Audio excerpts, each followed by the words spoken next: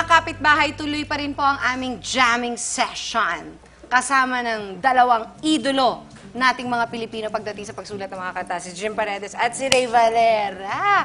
At syempre, kasabay ng kwentuhan at kantahan, syempre may kainan, di ba? At isasample natin tong jam Mismo. na ginawa ni Mr. Jim Paredes. Ito yung Ayan, jam, oh. mga kaibigan. Ngayon, ililipat natin sa container. Ito dapat malinis, no? Alam mo, ang gandang Christmas gift nito na pinaghirapan mo talaga. Di ba? Kami ni Lydia, mga Christmas gifts namin to friends, most of the time, are things we make.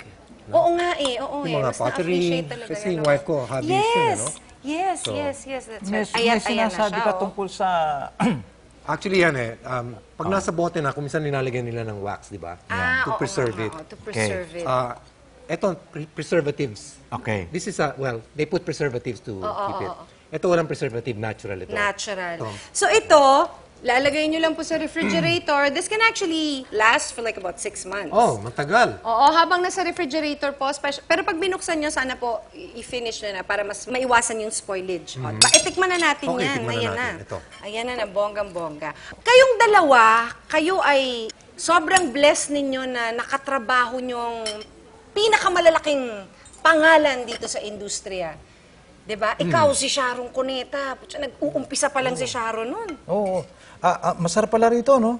May libreng pakain. Ay, may pakain talaga dito. Oo. May pauwi Teka, pa. teka. Pauwi Dagdagan pa. pa natin. May pauwi pa. Dagdagan pa natin. Ayan. Anong lasa? Ba? Sarap, Ayos, di ba? good. Yan. With crackers, Alam mo, Uy, perfect siya. sarap, di ba? alam mo, Environment. ang maganda kay Sharon, pag nakakasama mo sa entablado yan, parang feeling mo, parang gumagawa ka ng history pagkasama siya palagi. Ewan ko, meron ganong feeling. Ikaw naman, Mr. Jim. Ang dami ngayong kumakanta ng mga awitin mo. Biruin mo ni-record pa ng mga banda. Mga banda, oh.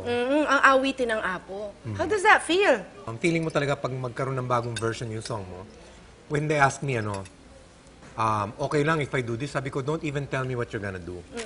Huwag mo lang palitan ng lyrics without my permission. You know? Of course. Sabi ko, take it to a place na hindi pa napuntahan ng kanta. Yes. In other yes, words, huwag yes. mong gayahin yung ginawa namin.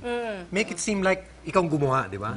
So, for me, that's the thrill there. Parang, ano kaya yung interpretation niya?